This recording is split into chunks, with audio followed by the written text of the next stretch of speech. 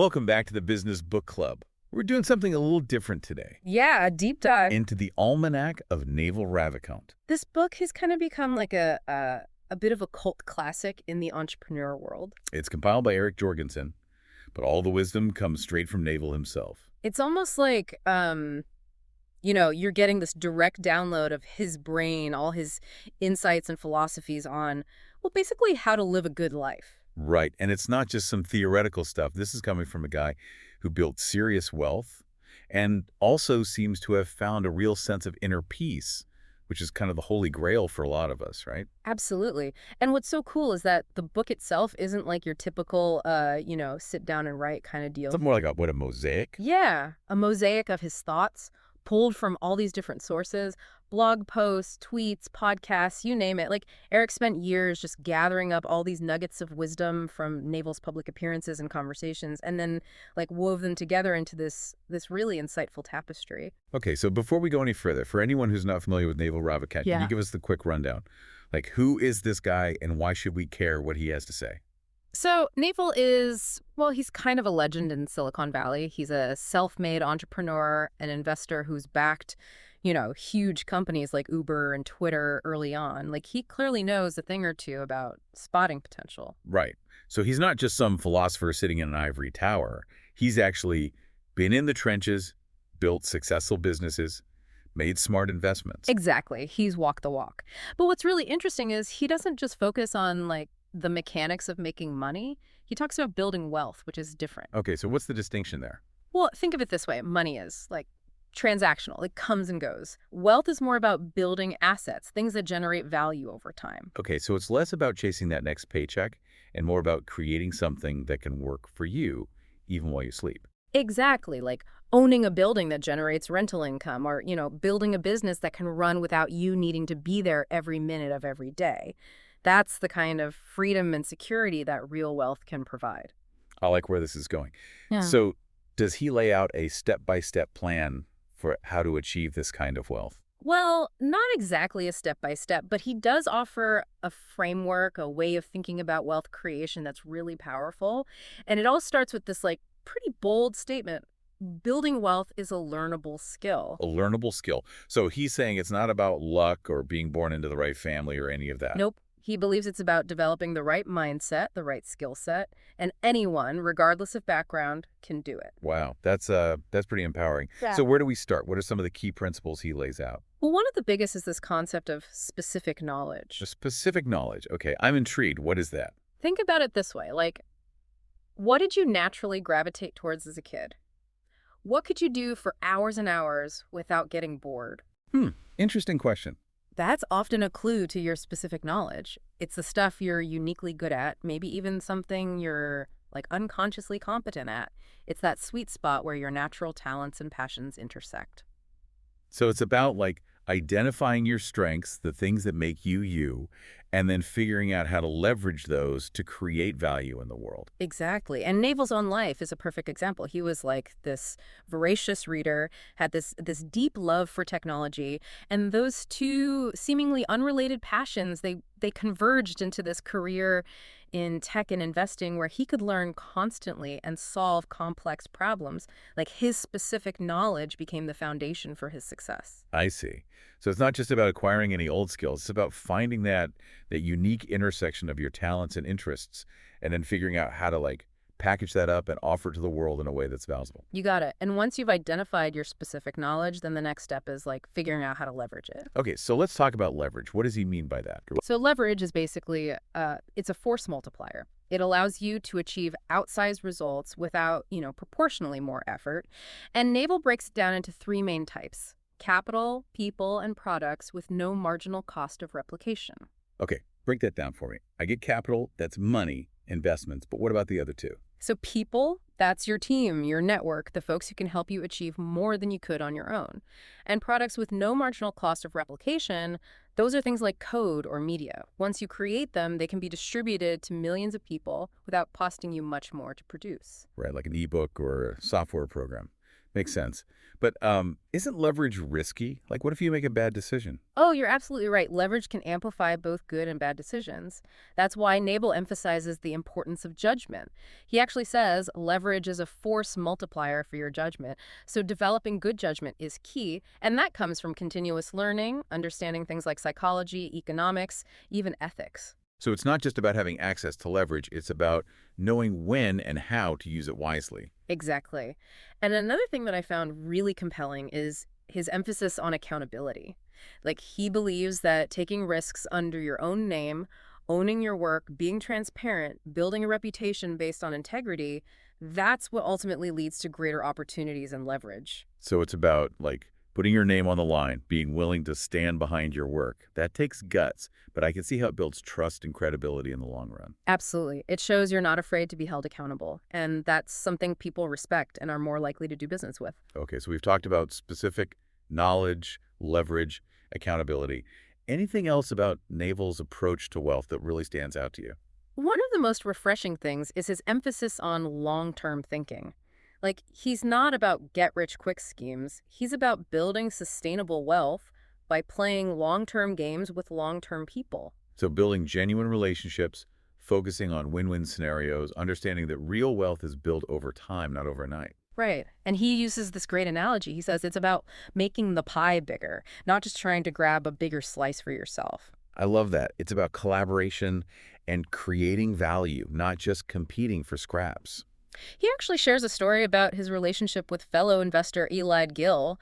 They have collaborated on a lot of deals over the years, always looking out for each other's best interests. And that long-term, trust-based partnership, it's led to incredible success for both of them. It's a great example of how playing the long game, building genuine relationships can lead to mutually beneficial outcomes. Yeah. It's not just about the money, it's about building a life of purpose and impact.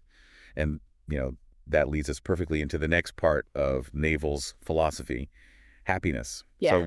we've talked a lot about wealth and building wealth, but it's not the whole story, is it? There's this other piece, happiness. Right. And this is where Naval really like flips the script on this whole, success equals happiness thing. Yeah. He doesn't believe that happiness is something you get after you're rich. He actually thinks happiness is it's a skill, something you can develop, Right. alongside your pursuit of wealth. Okay. So it's not about like delaying gratification. It's about figuring out how to be happy while we're working towards our goal. Exactly. Exactly. It's like, why wait? Right. Right. But what did happiness even mean to Naval? I'm curious, did his definition of it change over time? It did. It did. He actually admits that, at one point, he would have rated his own happiness level pretty low, like maybe a 2 or 3 out of 10. Wow. But through a lot of self-reflection and experimentation, he was able to reach a 9 out of 10. Wow. And while, money plays a small role, he credits most of that shift to actively cultivating happiness as a skill. So happiness isn't like something that just happens to you. It's something you can actually work on. Like, you can improve your happiness level. That's the idea. It's not about, chasing fleeting pleasures or Right. trying to, force positive thoughts all the time. Nope. Naval says it's more about the absence of something missing. The absence of something missing. Yeah. It's about, achieving a state of inner peace, contentment, a feeling of wholeness and balance. So instead of constantly striving for more, it's about finding satisfaction in the present moment, which is, that's pretty countercultural, especially in the world of entrepreneurship where it's so much about like drive and ambition. Totally, totally. And Naval doesn't sugarcoat it. It takes work. He's a big advocate for meditation, specifically insight meditation, Yeah. as a way to really understand how your mind works and train it to be calmer, more focused. So it's not just about emptying your mind. It's about actively observing your thoughts, your emotions without getting like swept away by them. Exactly, yeah. He also talks about, the importance of diet and exercise. He avoids things like sugar and alcohol, which can mess with your mood. Mm. And he prioritizes regular physical activity just to, to keep his mind and body in balance. Okay. So those sound pretty straightforward. Healthy habits, healthy mind. Yeah. Does he have any like less conventional practices? He does. He does. Naval is a big believer in the power of cold showers. Cold showers. Really? That doesn't sound very relaxing. It's not about being comfortable. Okay. It's about building mental resilience. Okay. He sees it as a way to like train yourself to face discomfort head on and and push past those initial feelings of resistance. Okay, I can see how that could be a powerful metaphor for life in general.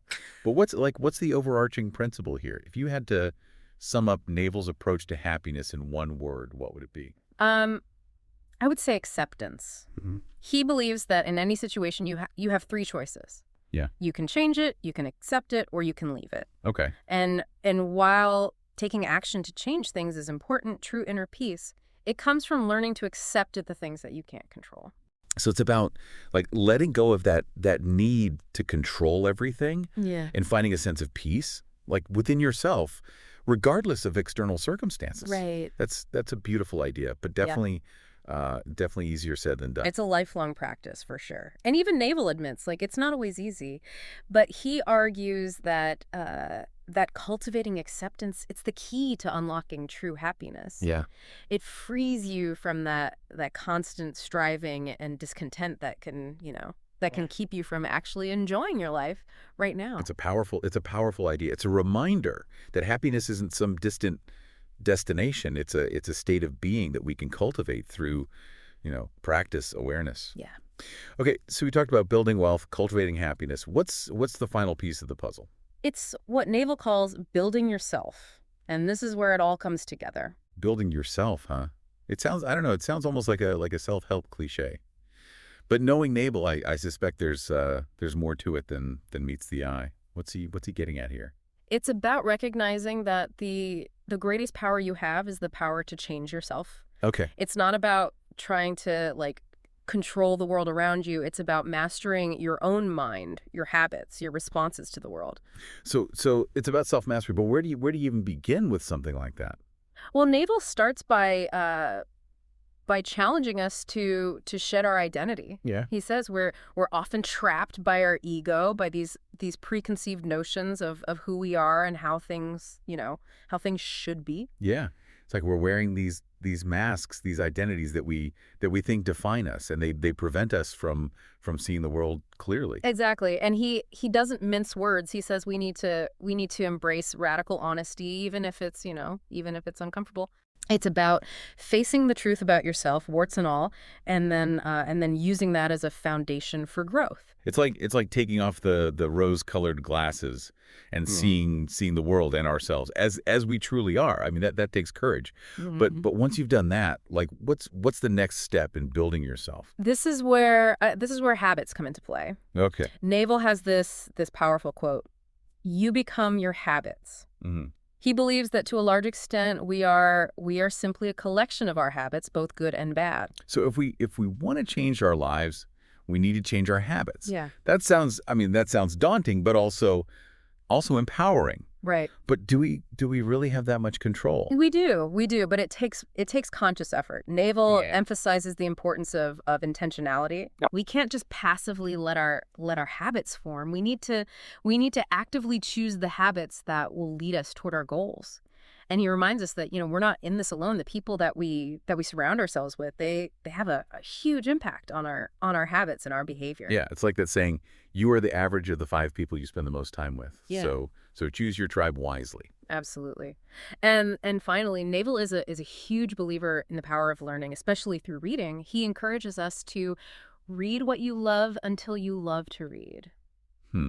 So it's not about like forcing yourself to read things you think you should read. It's about finding those subjects that genuinely spark your curiosity. Exactly. And he encourages us to revisit the classics, to go back to the source material. Yeah. He even suggests treating books like blog posts, no pressure to finish, just absorb what resonates with you.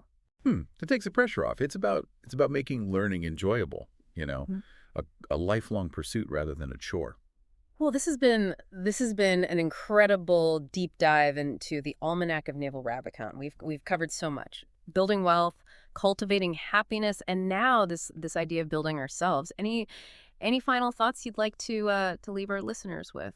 I think the most important takeaway is that we have We have far more agency in our lives than we often realize. Yeah. It's not about waiting for things to happen to us. It's about actively shaping our reality, both internal and external. Mhm. Naval's philosophy, it's a call to action. It's an invitation to take ownership of our lives and create the future we want. It's a powerful message. And the Almanac of Naval Ravikant offers, I mean, it offers a treasure trove of wisdom and practical advice for anyone looking to embark on this journey of self-creation. So if you're ready to dive deeper and explore these ideas further, I highly encourage you to pick up a copy of the book. And of course, be sure to subscribe to the Business Book Club for more deep dives into impactful books that can help you level up your life and your business. Until next time, keep learning, keep growing, and keep building yourself.